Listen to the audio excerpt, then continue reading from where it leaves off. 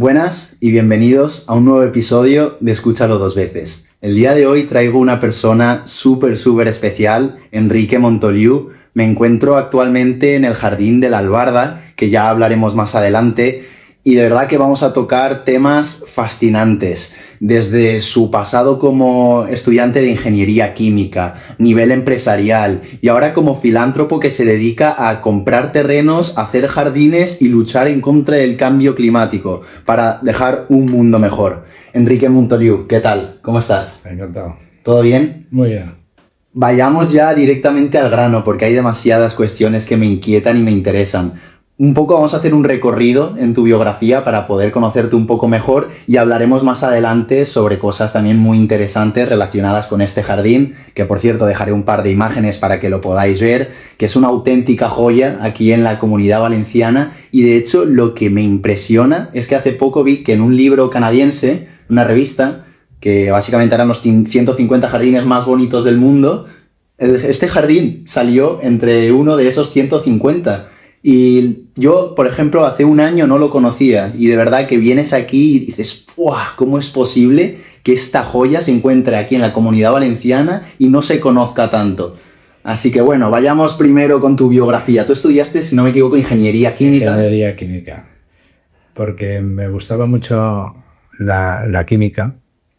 La química, todos somos química. La química está por todas partes. Y pensaba que sería una carrera con futuro. Luego ya, por motivos, digamos, familiares, entré en lo que es el frío industrial y estuve haciendo almacenes frigoríficos gigantes para almacenar congelados, y poco a poco me fui distanciando de lo que era la química pura. Bueno, trabajábamos con amoníaco, pero era muy simplemente para producir frío, ¿no? No era lo que a mí me hubiera gustado, que era investigar. Sí. Pero pasados los años me di cuenta que ese trabajo no, la única satisfacción que tenía era ganar dinero. No viene mal ganar dinero, pero para mí el ganar dinero sin saber qué vas a hacer con ese dinero no tiene sentido, ¿no? Porque el dinero en sí no es algo que sea estético. Yo soy un esceta y me encanta la belleza, y empecé a hacer la finca de la Albarda pensando en como muchos valencianos que vivimos en la capital, en Valencia, para pasar el verano y tener una piscina y tener un buen verano. La sorpresa mía fue que empecé a hacer el jardín, y a poco tiempo ya de hacer el jardín me di cuenta que la belleza de la naturaleza es inmensa.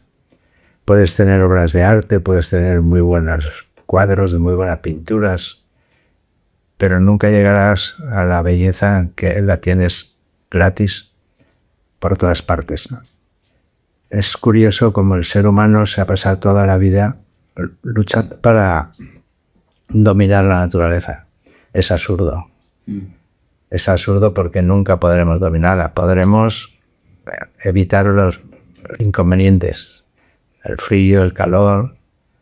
Podemos vivir muy cómodamente, pero todo ha llegado a un punto en que la naturaleza es, más bien, se ve como un incordio.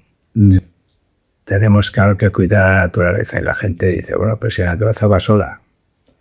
No, la naturaleza va sola si la dejamos. El problema es que la superpoblación humana en el planeta es terrible, y todos, por poquito que contamine cada uno, pues es mucho. Y todo eso ha llevado a que el clima lo estamos cambiando. Toda la historia de la humanidad siempre ha habido cambios climáticos. El más dramático de todos fue el meteorito que cayó y eliminó a una gran parte de la biodiversidad que había en aquel momento, pero gracias a eso desaparecieron los dinosaurios, pero aparecimos nosotros. ¿Qué hemos hecho? Pues hemos hecho grandes cosas. El viajar a la Luna, el reto espacial, todo eso ha creado investigación, ha creado nuevos horizontes y nos olvidamos de cuidar precisamente nuestra casa, nuestro hábitat. Yo me di cuenta rápidamente, llevo ya más de 30 años hablando del cambio climático, que sé que es un tema que cuando lo saco en un grupo de amigos procuran evitarlo, les deprime, porque todos pensamos que se solucionará, que ya veremos lo que pasa, que a mí no me pillará. Nos está pillando ya a todos estamos viendo cómo está cambiando todo. Y para mí, que soy un enamorado de la naturaleza, me duele mucho ver cómo hay plantas que les viene bien, las plantas tropicales, que el aumento de temperatura, pues sobre todo las palmeras, que nosotros en el jardín pues tenemos 50 especies diferentes de palmeras, que antes pues no había más que 4 o 5 que podían aguantar.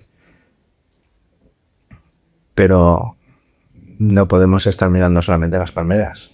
Yeah. Hay muchas otras plantas que lo están pasando muy mal, sobre todo por el cambio de las estaciones, las estamos eliminando.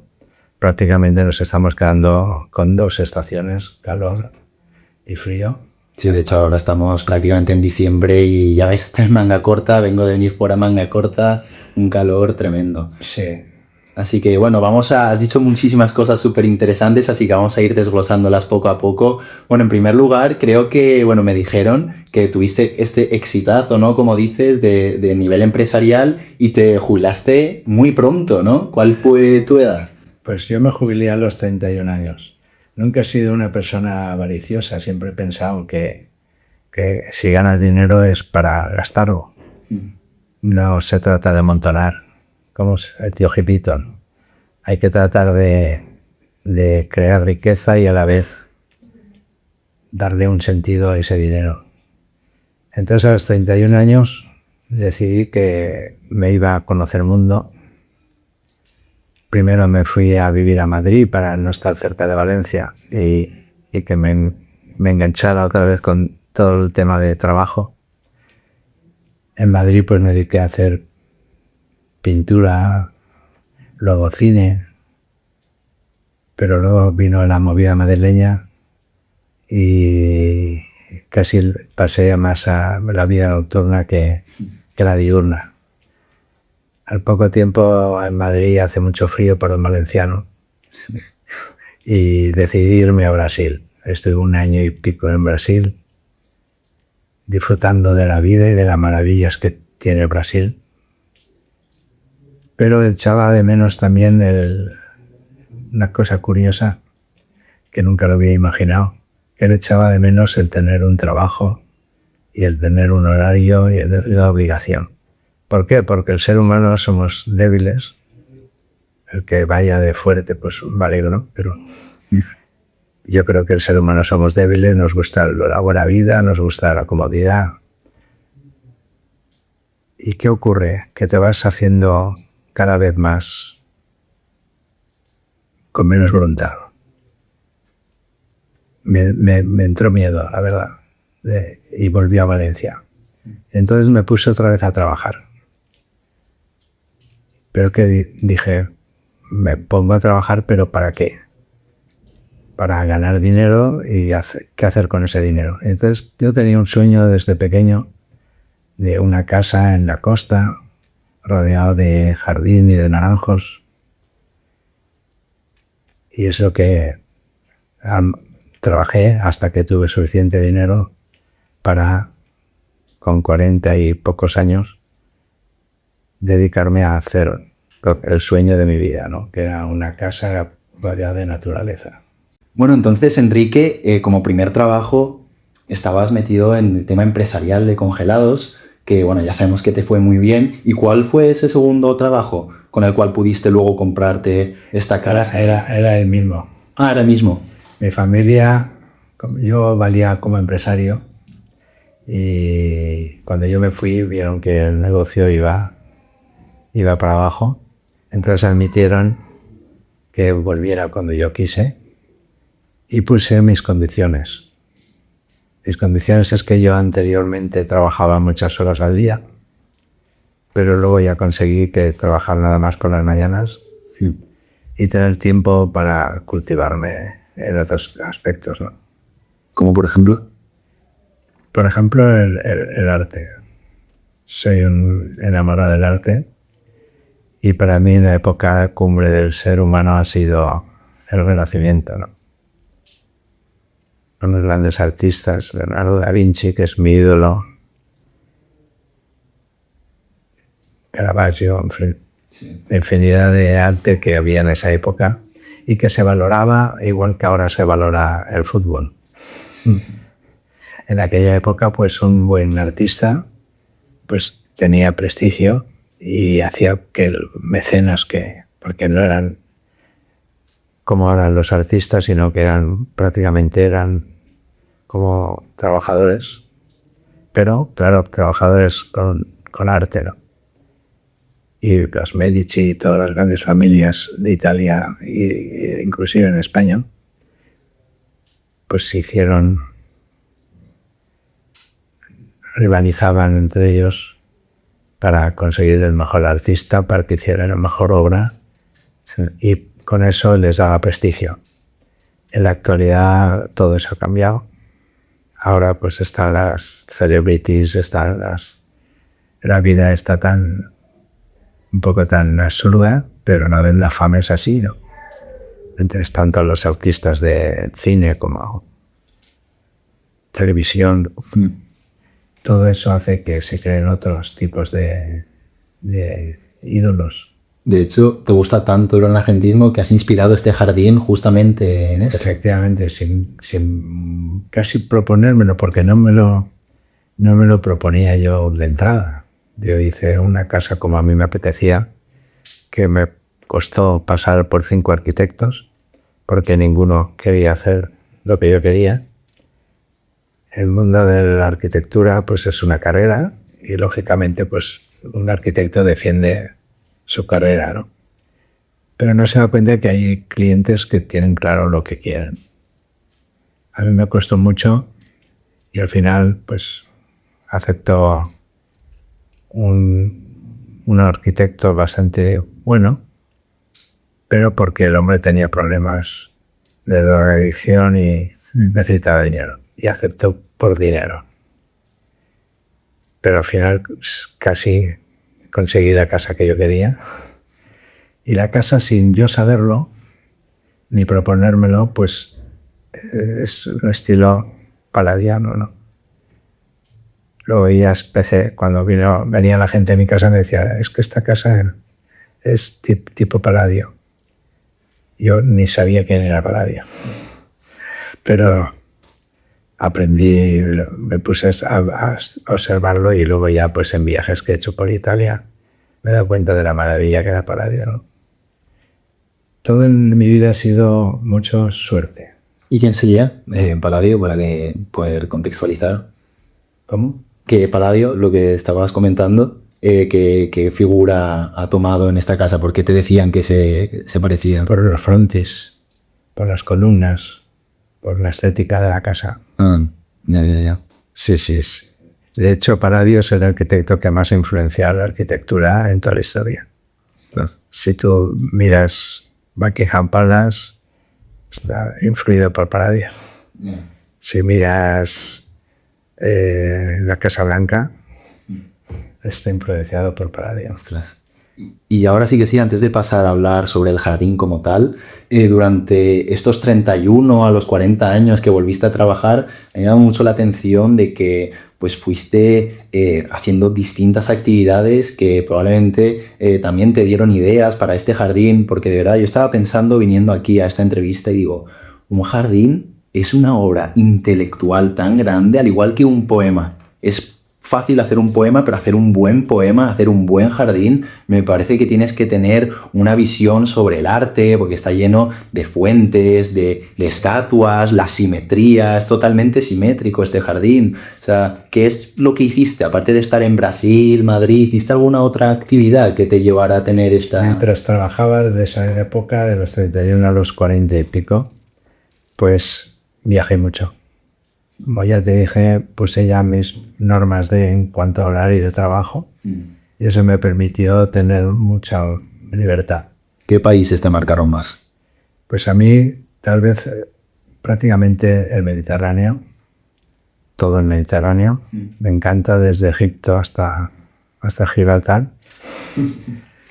Todo el Mediterráneo y sobre todo también Inglaterra y Brasil. Si yo me tuviera que ir de Valencia, pues sería uno de esos 3 países, ¿no? Italia, Inglaterra o Brasil. Cada uno por unos motivos diferentes. Pero sí que todo eso me fue cultivando en el sentido de que yo viajaba, me encantaba ya la naturaleza desde siempre, porque mi padre era, aparte de ser violinista, era pescador de caña. Entonces mi padre siempre me llevaba de excursión y él se pasaba el día mirando el corcho. A mi padre, por lo visto, eso le relajaba. Hay gente que hace yoga o que hace... Pues yo recomiendo también el pescador que con la caña, porque mi padre lo que menos le importaba era pescar. Pero estábamos siempre rodeados de naturaleza. Y yo, como era más pequeño, pues me dedicaba a jugar con la naturaleza.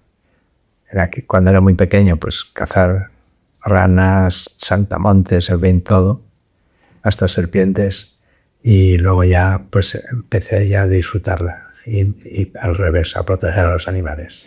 Pues mira, antes de pasar ahora sí al jardín, estás tocando un tema muy interesante que lo hemos hablado antes también fuera de cámaras, y es que justamente en esta sociedad, sobre todo los jóvenes, crecemos en ciudades, crecemos en apartamentos en los que estamos inundados con pantallas y falta claramente esa esencia de la naturaleza, el estar rodeado de naturaleza, observar el paisaje, los distintos animales. El amanecer. El amanecer, totalmente. Y yo te comentaba que, bueno, yo estudio medicina, siempre intento poner un poco de medicina y viniendo aquí yo pensaba, ostras, ¿y qué consecuencias traerá esta falta de naturaleza en los jóvenes? Y hace ya un par de años, me leí un libro sobre la microbiota, que para aquellos que no sepáis quién es la microbiota, básicamente es un conjunto de células, un grupo de células en distintos órganos que hacen o generan funciones fundamentales. Como por ejemplo, la más famosa es la microbiota intestinal de nuestros intestinos y nos generan vitaminas, como la vitamina K, o nos generan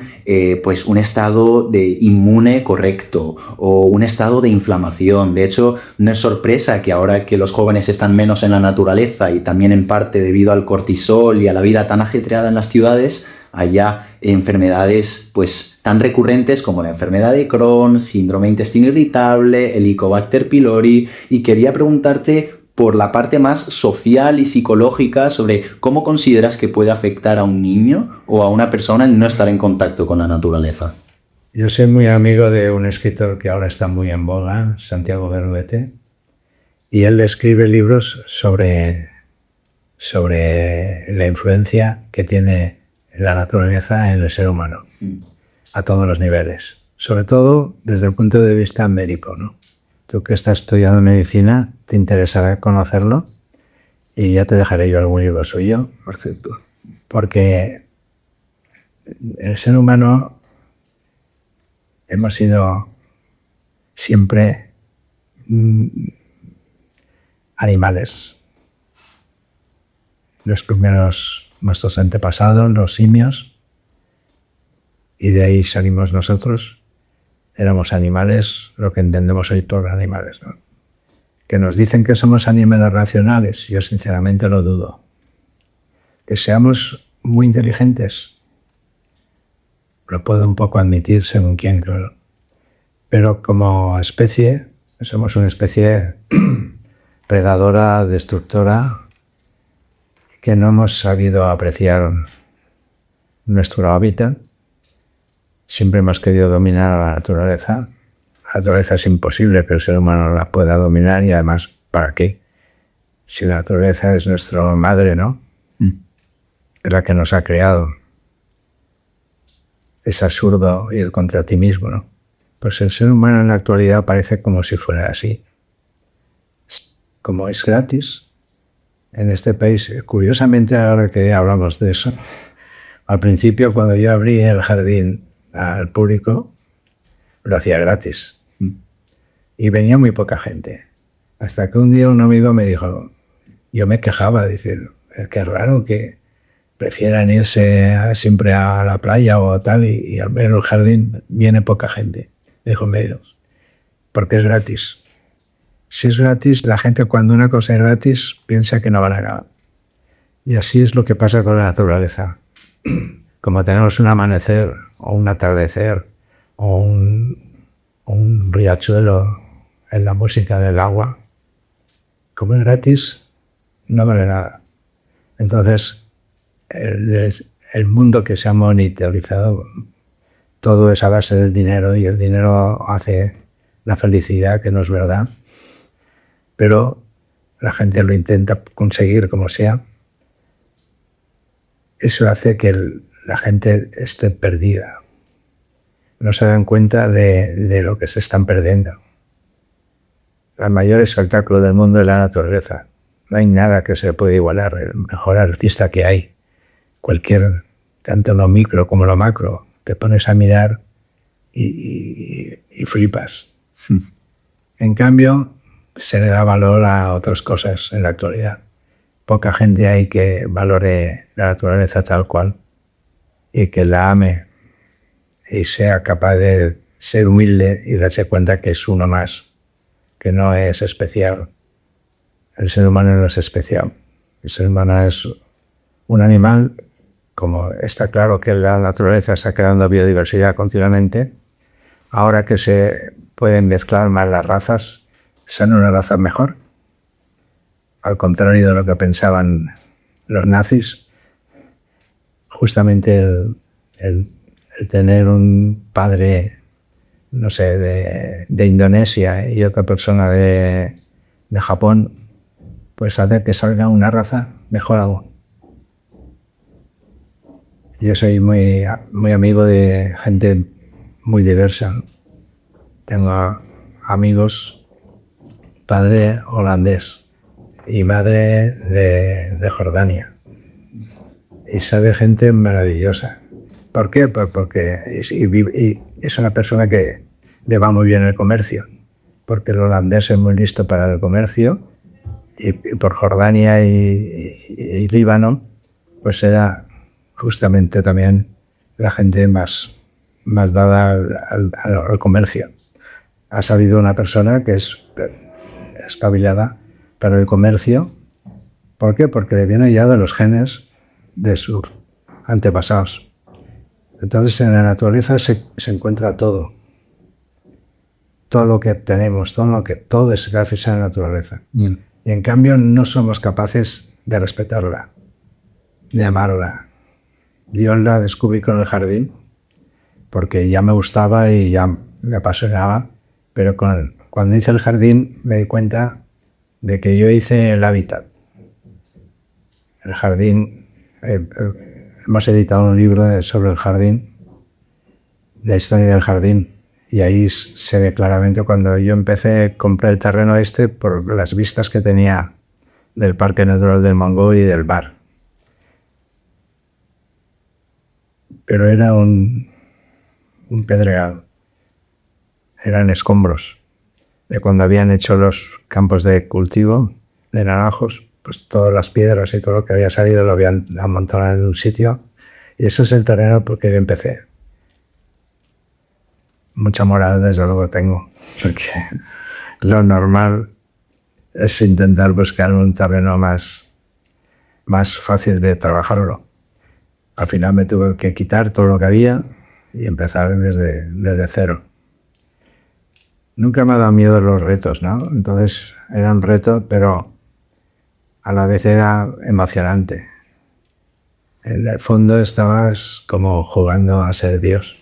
Un paisajista es como un especialista en crear paisaje, en crear belleza. Y eso es lo que a mí, sin darme cuenta al principio, contraté a especialistas porque yo no sabía que yo sabía.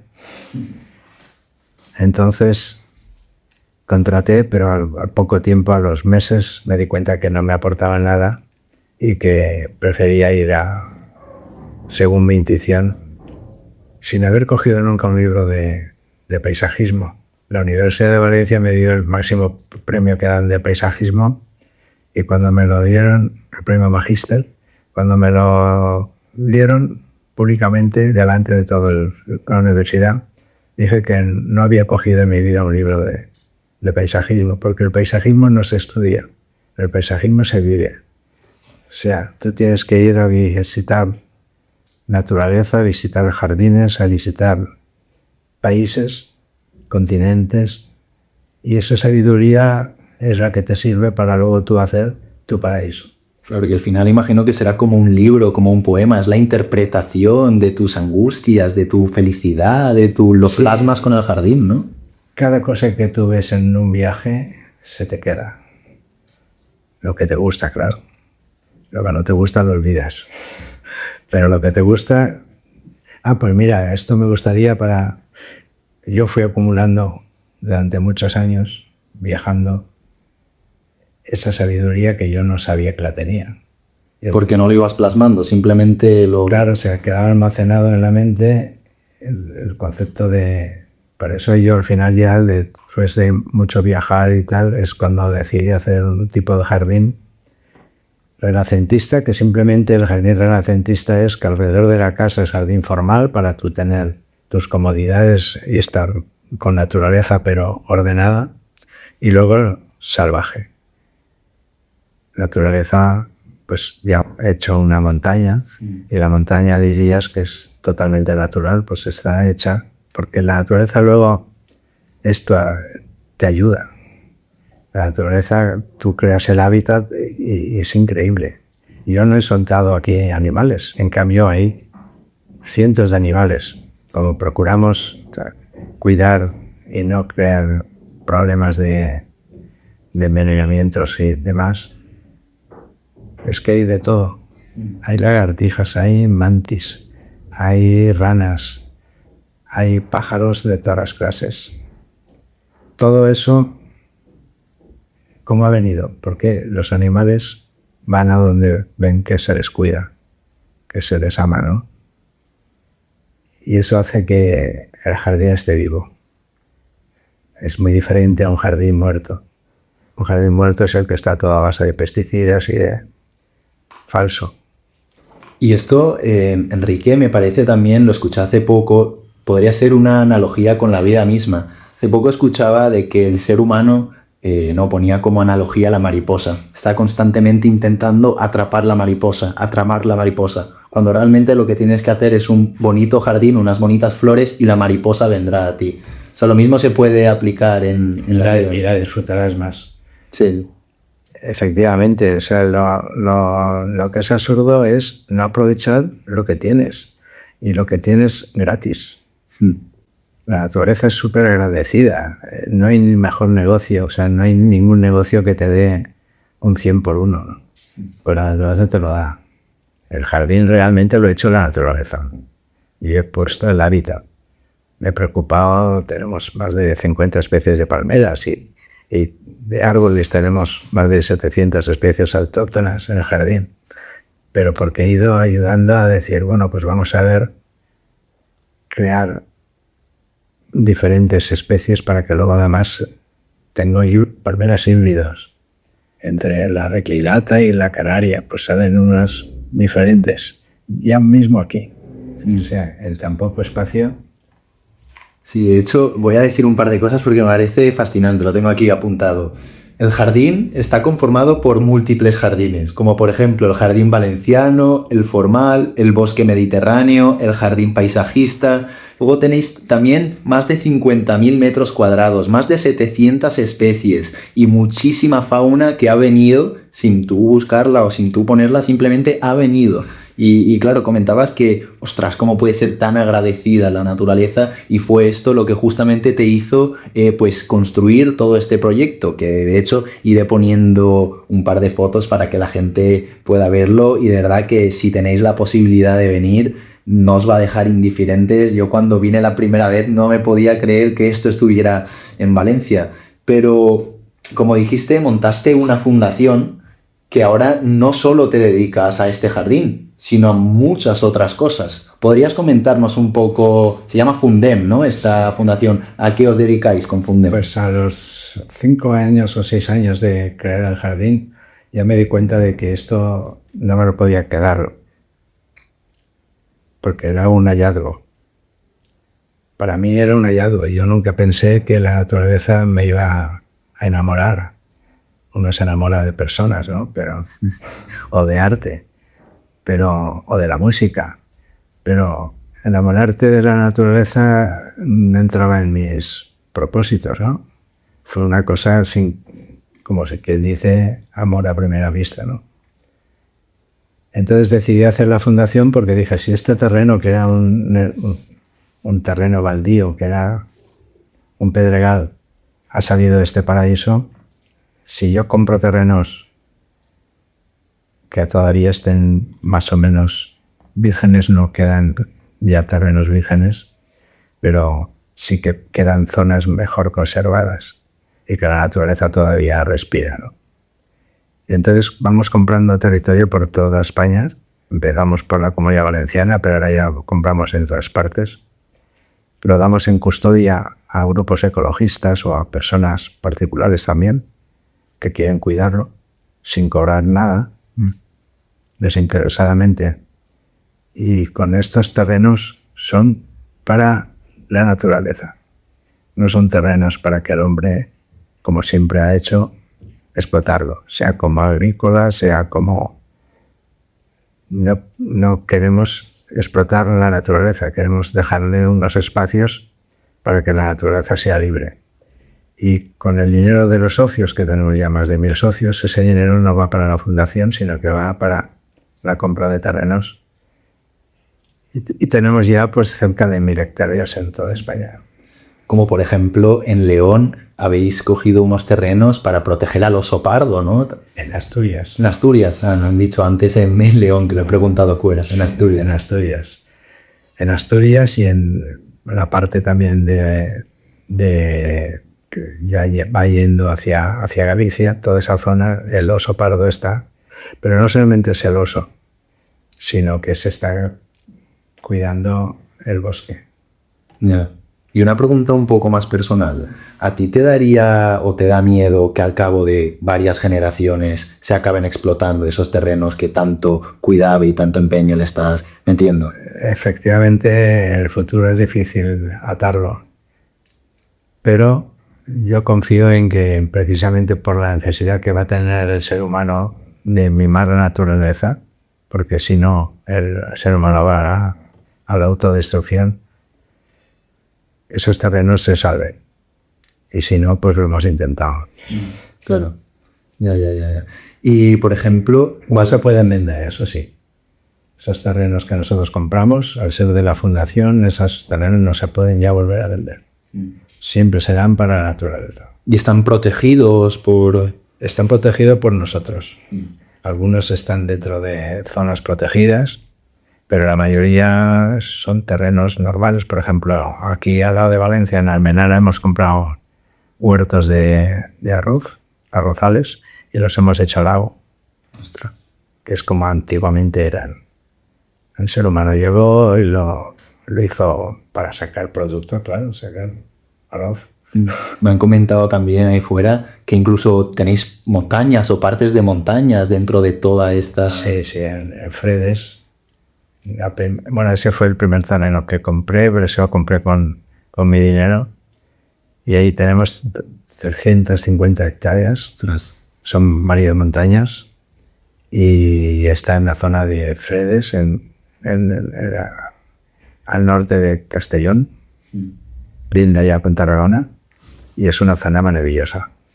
Y ahí pues ya tenemos un hábitat grande y se nota mucho. Cuando yo lo compré, me lo vendieron porque acababan de llevarse todos los pinos. Se había llevado más de 30.000 pinos. Y en esos terrenos activamente estáis replantando, haciendo, no en esos concretos, sino en general, que es vuestra función. En ese concretamente no hemos hecho nada. O sea, es una maravilla. Yo que, claro, llevo ya muchos años viéndolo, más de 30 años. Hacemos todos los años una visita a ese terreno. Pues el custodio nos lo va enseñando, toda la zona. Pero es increíble. Es como el jardín. El jardín nadie se cree que tenga 35 años. Pues tiene 35 años. Todo el mundo se cree que es heredado, que viene de cientos de años. No es cierto. La naturaleza es súper generosa. Si tú la cuidas, responde maravillosa. Se va a multiplicar. Sí. Cómo crece todo. Y hay años peores. Ha habido a lo mejor años de sequía, ha habido menos agua. Pero de pronto te vienen años buenos. Ahora con el cambio climático no lo sé, pero intentaremos que la naturaleza salga a flote. ¿Y cuáles son otras de esas funciones que realizáis en esos terrenos? ¿Algunos los estáis replantando o estáis haciendo alguna cosa? En algunos vamos creando diversidad, ayudando a la naturaleza, ¿no? Si, por ejemplo, ahí había alcornoques, pues tratamos de poner alcornoques. Si era una zona donde antiguamente había carrascas, pues carrascas. Que había pino, el pino piñonero, ¿no? Que es el que normalmente había aquí, que en Italia sí que está por todas partes, pero aquí en España no sé si por hacer la Armada Invencible dejaron todo sin pinos. Pero luego ha venido el pino lepensis, que este pino yo le tengo un poco de manía porque es muy pirómano. Entonces, para reproducirse y expandirse, necesita el fuego. Y ese es el que tenemos, por desgracia, en toda la Comunidad Valenciana. Pero esas son anécdotas que no son importantes. Lo importante es que sea naturaleza. Me da igual que sea un pino alepensis o un pino piñonero. Lo importante es que estén vivos, nos ayuden a poder respirar, nos ayuden a la belleza. Es que, claro, todo lo que te da la naturaleza es increíble. Pasemos ahora, si quieres, a un tema más social, ¿no? Como, por ejemplo, podemos empezar con el tan nombrado cambio climático. A mí me parece, lo estábamos hablando antes, que hay muchísima desinformación y mucha información alrededor de este concepto. Y hay gente que se piensa que es una cosa que realmente no es. Hay gente que está extremadamente a favor, otros extremadamente en contra. Entonces, para que los oyentes puedan un poco situarse y un poco entender, ¿qué sería el cambio climático? El cambio climático es un desequilibrio. Tener una atmósfera limpia, pues teníamos las estaciones. Yo me acuerdo que llegaba a San José y llegaba la primavera. Y era automáticamente te ibas ya a comprar los primeros helados y a disfrutar del sol y del tiempo. Ahora es un desastre. Todo eso está provocado por el cambio climático. ¿Por qué? Pues porque se ha creado un desequilibrio. Esa es la clave. ¿Ese desequilibrio a dónde nos va a llevar? Pues no lo sabemos. Nunca había pasado que a causa del hombre se había producido ese desequilibrio. ¿Y desequilibrio de qué, en serio? Pues el desequilibrio del clima. El clima antes era casi... Llegaba la primavera y decían, tal día empieza la primavera. Y efectivamente, ese día empezaba la primavera. Y no te estoy hablando de hace 100 años. No, cuando yo era pequeño era así. Sabías cuándo empezaba la primavera, cuándo terminaba, cuándo empezaba el otoño. Ahora está todo mezclado. ¿Y qué es lo que realiza el ser humano para desequilibrar este clima o este sistema? Pues toda la contaminación que producimos. Tanto a nivel a nivel de el petróleo, el carbón, todo eso. Me acuerdo que Inglaterra tenía fama por tener la famosa niebla londinense, cuando se dieron cuenta que no era niebla, era simplemente de las chimeneas de las calefacciones de carbón. Todo Londres tenía un smog y la gente padecía montones de enfermedades y estaban a punto de tener muchísimos problemas de salud, y decidieron ya prohibir las chimeneas de carbón, y fue eso, y Londres es otra ciudad. Eso tenemos un ejemplo muy claro de cómo influye la contaminación en todo lo demás. Por ejemplo, yo te ponía el ejemplo que yo, por ejemplo, tengo 20 años, no es que soy muy joven todavía, y yo recuerdo cuando era joven, bueno, todavía sigo siendo joven, pero hace 10 años, cuando iba con mis padres en el coche, bajar del coche y ver todo el capó lleno de pues pequeños bichos o insectos, y ahora me bajo y ni siquiera uno, porque entiendo que todo este desequilibrio lo que afecta fundamentalmente es a la fauna autóctona de un sitio. Y bueno, por ejemplo, intuitivamente a mí me viene a la cabeza, cuando se habla de cambio climático, a aumento de temperaturas. ¿Habría algo más aparte de ese aumento de temperaturas? ¿Qué otros factores intervienen en el cambio climático? Sobre todo la contaminación. Pero el cambio climático, el problema que tenemos es que no tenemos antecedentes. Hasta ahora nunca había pasado en la historia del planeta que fuera una especie como es la humana la que ha provocado este cambio. Hasta ahora sí eran cambios naturales, por un meteorito, por una glaciación, por desequilibrios del eje de la Tierra. Había motivos naturales que hacían que hubiera cambios climáticos, pero que de todas maneras eran cambios climáticos que no eran abruptos. Se iba haciendo paulatinamente, normalmente. Pero en la actualidad, prácticamente en los últimos 50 años, estamos, porque se ha ido aumentando la población y a la vez la contaminación, y el cambio climático pues ya ha empezado prácticamente hace 15 o 20 años, es cuando se empieza a notar claramente. Sí. Y aún así hay mucho negacionismo, desde el presidente Trump hasta muchísimas gentes que piensan aquí, partidos políticos, inclusive españoles, que piensan que el cambio climático es un cuento y que luchan precisamente para ir contra las políticas que llaman verdes. Su ignorancia o su mala fe, no lo sé. Es increíble, y lo malo es que mucha juventud se lo cree, porque el ser humano es perfecto para engañarse. Tú puedes hacer lo que quieras, pero siempre tendrás una excusa para haber hecho eso. La mayor maldad, el ser humano se perdona. Y eso sucede a nivel general, ¿no?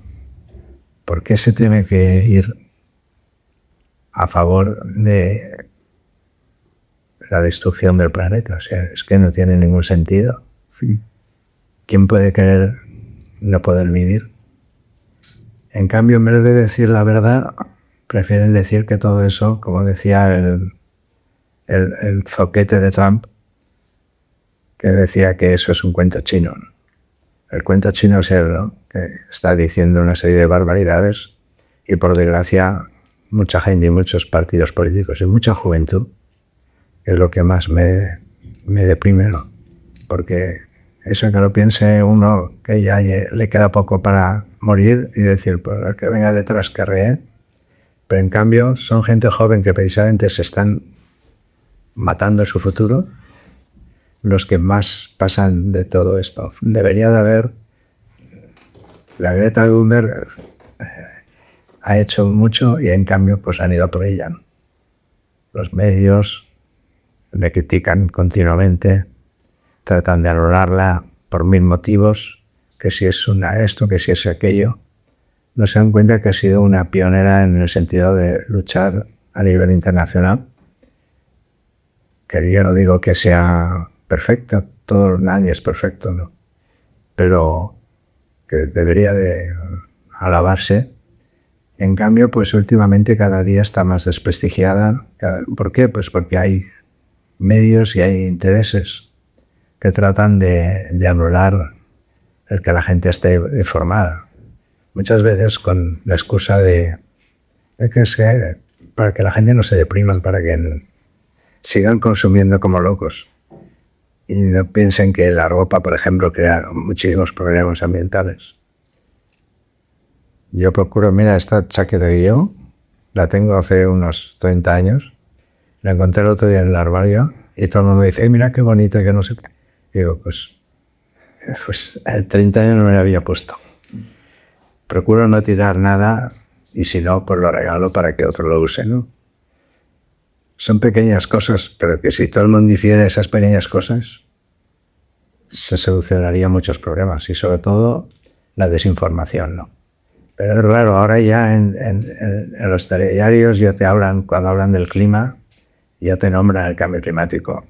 No muy claro que si la borrasca tal, que si la dana, esto, lo.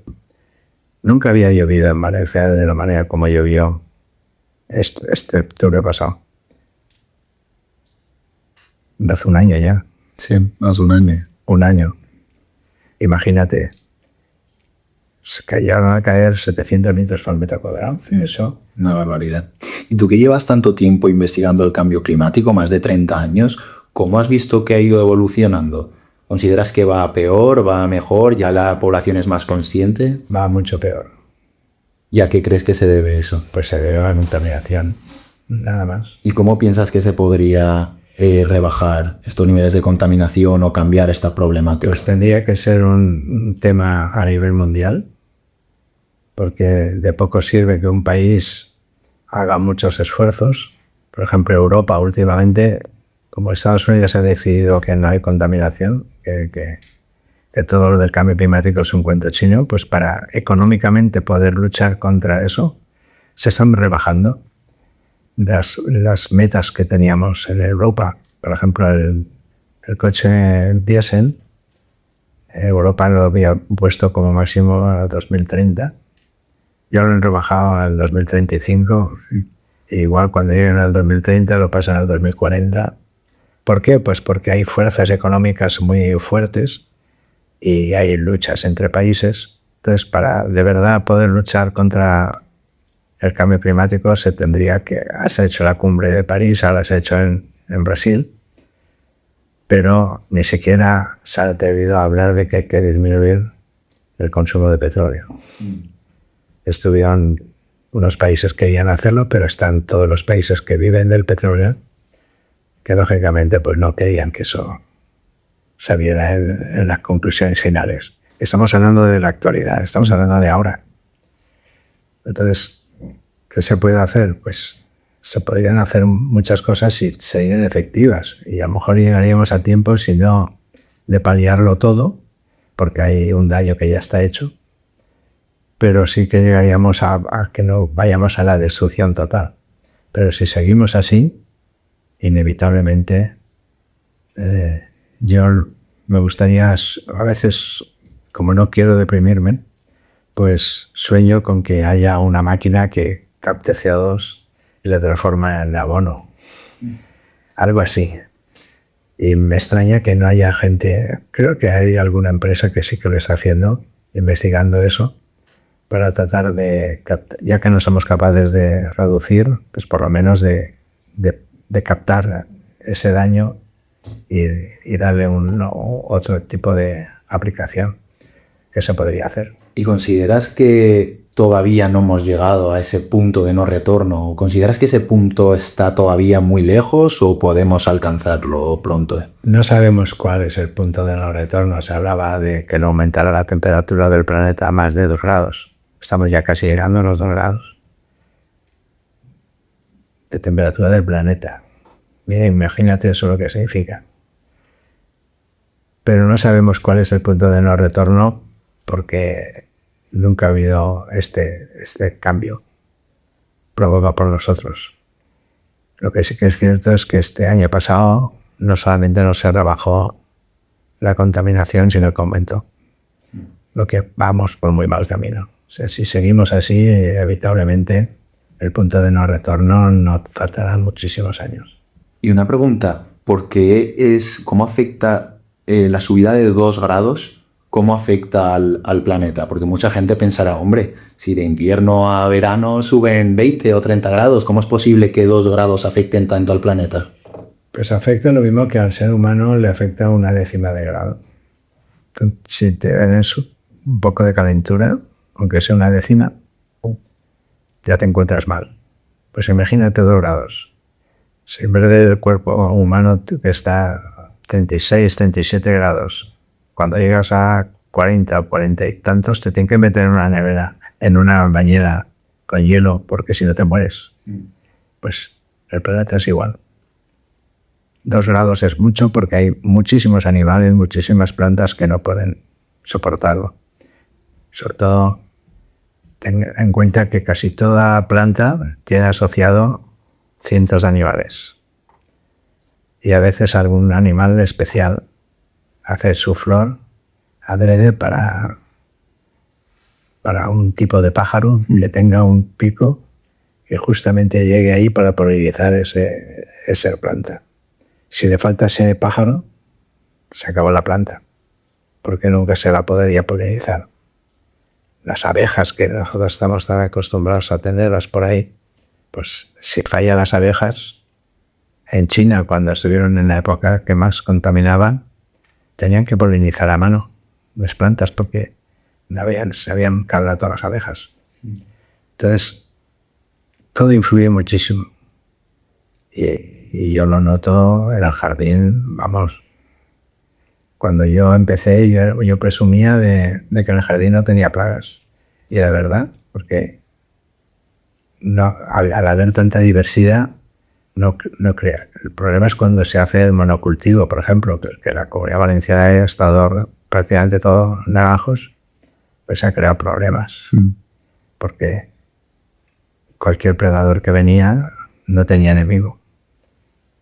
Ahora estamos en ese momento también, pero lo que yo confío, ya te digo, es que aparezca una máquina maravillosa y que absorba CO2 y lo transforme en abono o en otra cosa parecida. Claro, y hemos hablado que este cambio climático, esta contaminación, este aumento de la temperatura, lo que hace es indudablemente destruir la fauna autóctona. ¿Por qué es tan importante que no desaparezca esta fauna? Por lo que te comentaba de que los animales viven de las plantas y a la vez hay simbiosis, igual como en el mar, ¿eh? No solamente es en el mar, hay muchísimos peces que viven dentro de una anémona porque se intercambian. La inteligencia animal es impresionante. O sea, yo tengo un perro y el perro es que sabe todo. Y le ves cuando está deprimido, le ves cuando está contento, cómo mueve la cola. Todo eso no somos diferentes. Al revés, tal vez los menos naturales de toda la fauna somos nosotros. Que estamos tan encorsetados y estamos tan influenciados por las modas y por lo que nos quieren meter, que nos convertamos en poco animales. Claro. Y antes comentabas que el ser humano no es racional. ¿Por qué consideras que no somos racionales? Porque no haríamos las locuras que estamos haciendo. Nadie va contra ninguna especie animal va contra sí misma. Todas las especies animales, todas van a proteger su hábitat, a proteger su forma de vida. El ser humano es el único que lo está dilapidando, despreciando. Entonces, para mí es el animal menos racional de todos.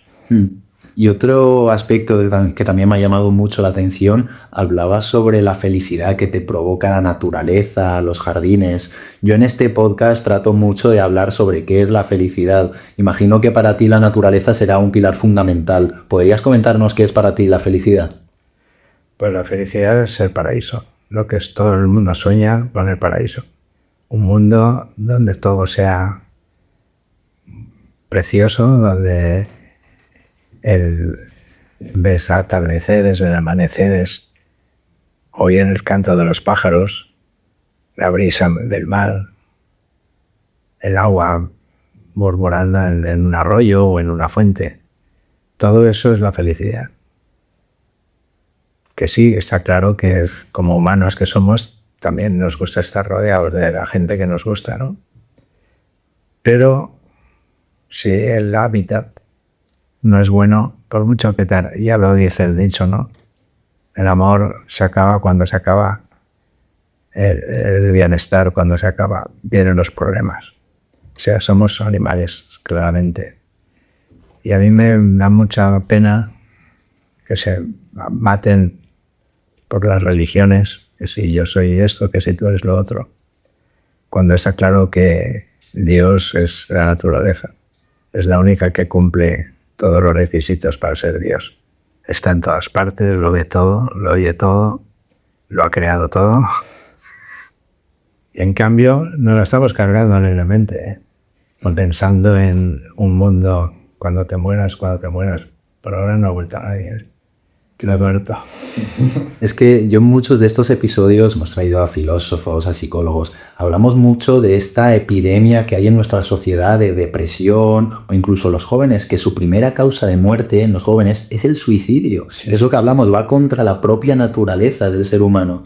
Entonces, si empiezas a unir un poco conceptos, ostras, pues igual el ser humano no está tan presente en la naturaleza, no está tan cerca a la naturaleza y eso puede ser un factor que indudablemente hace. Indudablemente, ya te comenté lo de los libros de este escritor, pero eso ya se sabe que, por ejemplo, en las cárceles se ha puesto como una tarea la jardinería o la agricultura.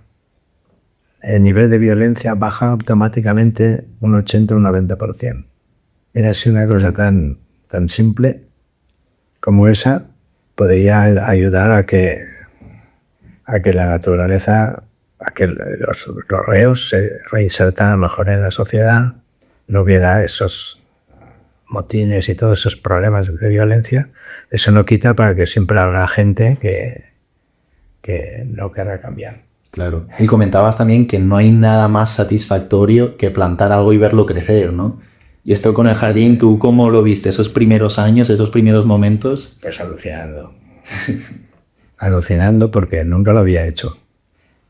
Claro, entonces cuando empecé a hacer el jardín, yo no me lo creía. Porque de un año a otro es que crecía todo, se ponía precioso, las flores, todo. Y empezaba a haber sombras, los árboles iban creciendo. Es como lo mismo que el que es padre, ¿no? Tú tienes un hijo. Ahora una amiga mía acaba de mandarme hoy una foto de su hijo que acaba de nacer hace 2 días. Pues es una cosita así. Indefenso, pues el ser humano tiene esa biología, ¿no? De que cuando un niño nace necesita todavía unos años para que se desarrolle y quiere que estar apoyado por los padres o por la sociedad, ¿no? Cada vez se alarga más. Ahora incluso algunos dirían 40 años necesita ese ser humano. Hay otros que eso es lo que yo más me fijo en la naturaleza. O sea, yo he visto pájaros, más cualquiera, en cualquier programa de televisión sobre naturaleza, cómo defienden a su nido, lo que trabajan por su nido. Aquí yo que tengo gallinas, tengo pavos reales, tengo un montón de animales. Los defienden hasta que se pueden valer por sí mismos. En cuanto un pájaro ve que su hijo ya se puede volar y ha aprendido todo lo que tiene que saber, lo tira del nido y se acaba. Eso que nos parece cruel, a lo mejor nos parece un poco animal. Es al revés, lo animal es lo que hacemos nosotros, tener por egoísmo, porque es puro egoísmo, no dejar que tu hijo vuele, ¿no? Y tratar de que tu hijo sea lo que tú quieres. Y tratar de que tu hijo, tú lo haces con buena intención. Está claro que no, el padre no es que quiera lo peor para su hijo, quiere lo mejor, pero a su imagen. Claro. a su idea de lo que es mejor. Claro, y esa sobreprotección al final hace que tu hijo no sea capaz de resolver un problema por sí mismo, que no sepa volar, haciendo la analogía del Se crean monstruos y vienen las sociedades en decadencia. A mí siempre me ha llamado la atención las civilizaciones, ¿no? Pongo siempre como ejemplo el Imperio Romano, ¿no? Una ciudad, Roma, llegó a conquistar todo el Mediterráneo y parte de Europa y de África, con una civilización increíble. ¿Cómo es posible de que aún no sepamos hacer el hormigón que hacían los romanos? Pues no lo sabíamos hacer. Se tenían una ingeniería increíble. Los acueductos, como... Bueno, pues fue una civilización muy guerrera también, hay que decirlo, pero también a la vez iba dejando civilización. Había carreteras, había cosas buenas y dominaban todo el Mediterráneo entero. Pues imagínate ahora lo que sería si todavía siguiera esa organización sin esclavos y sin todo lo malo de los romanos, porque todas las civilizaciones tienen su aspecto negativo, pero llegó su momento cumbre y la decadencia. España, que ya podemos contar cuándo fue nuestro momento cumbre y nuestra decadencia. Los egipcios, lo mismo. Sí. Los ingleses, lo mismo. Los americanos están empezando ahora con su decadencia.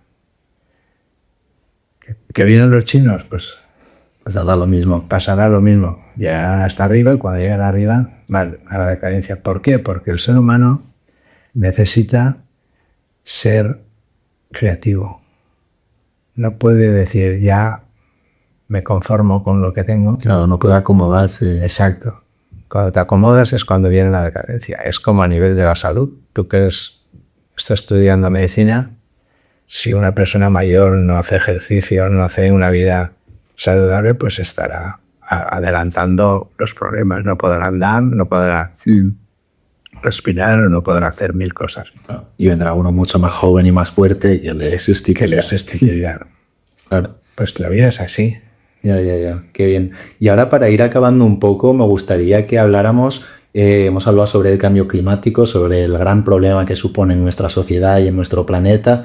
¿Qué pequeñas cosas podemos hacer, tanto gente más mayor, gente más joven, niños, qué podemos hacer para un poco ayudar a que no se produzca este cambio o minimizar la problemática? Pues todo lo que ya sabemos, porque en el fondo todo el mundo lo sabe. Tratar de que nuestra huella ecológica sea lo menos posible. Si puedes evitar contaminar, pues lo típico, reciclar las basuras, pues que no solamente hay que hacer eso, hay que procurar consumir menos. No puedes estar cada año comprando todos los modelos y todo lo que es de años anteriores tirar a la basura. Hay mil maneras, todos lo sabemos. Pasa que eso va en contra de la economía. La economía como está montada, porque sería al revés. Yo te digo que yo he visitado tribus indígenas y tenían por lo pronto control de la natalidad. Nosotros somos incapaces de tener un control de la natalidad. ¿Por qué? Pues porque las grandes empresas lo que quieren es consumidores. Y cuanto más seamos, más venden. Y como quieren aumentar los beneficios un 20% cada año, pues tiene que ser a base de más consumo. Más consumo significa más basura, significa más deterioro del planeta y significa que vayamos al desastre. Pero tiene una visión cortoplacista. Es como el político que lo único que le interesa son los 4 años que va a estar en el poder. Lo que venga detrás cabe. Así va el mundo. Entonces serían hacer esas pequeñas cosas como si puedes utilizar la bicicleta o reciclar. ¿Qué otras cosas podríamos hacer? Muchísimas. A la alimentación, ir al kilómetro cero, porque ahora no tiene sentido que tú de pronto me apetece una fruta tropical y tiene que venir de América para yo comprar fruta de la temporada. Difícil, porque en la actualidad se lleva mucho el que, por ejemplo, yo que me gusta ir a comprar al mercado y comprar lo que como, compraría producto, sobre todo las frutas. Todas son verdes. Toda la fruta está verde, no saben a nada. Total. No saben a nada. No sabes ni si es una pera o una manzana lo que te estás Antes comiendo. te comías la fruta madura, pero ¿qué pasaba? Que el verdulero, o el que vendía la fruta, sabía que cuando se hacían las 2 del mediodía tenía que regalar la fruta porque al día siguiente ya estaba mala. Sí. Pero para evitar eso se soluciona muy rápido. Toda la fruta es verde. Y le dicen, no, esto es para dentro de 3 días, esto es para dentro de 4 días, pero tú te la llevas a tu casa, tienes 3 días y no es lo mismo madurar en el árbol, claro, que madurar en tu casa o en la nevera o donde sea, ¿no? Todos esos engaños, todas esas cosas multiplicadas es lo que está provocando la vida falsa que llevamos en la actualidad. Claro. Bueno, y Enrique, aquí nos escuchan algunos jóvenes. ¿Tienes algún mensaje para ellos? ¿Tienes alguna conclusión que sacar, algo que quieras lanzar? Pues que sepan que se están jugando su futuro y que vale la pena que luchen, se organicen y protesten, porque estamos en manos de irresponsables. Enrique Montoliu, muchísimas gracias por esta absoluta masterclass, esta charla. Bueno, espero que os haya gustado este episodio y traeré uno próximamente. Muchas gracias por vuestra atención. Hasta luego.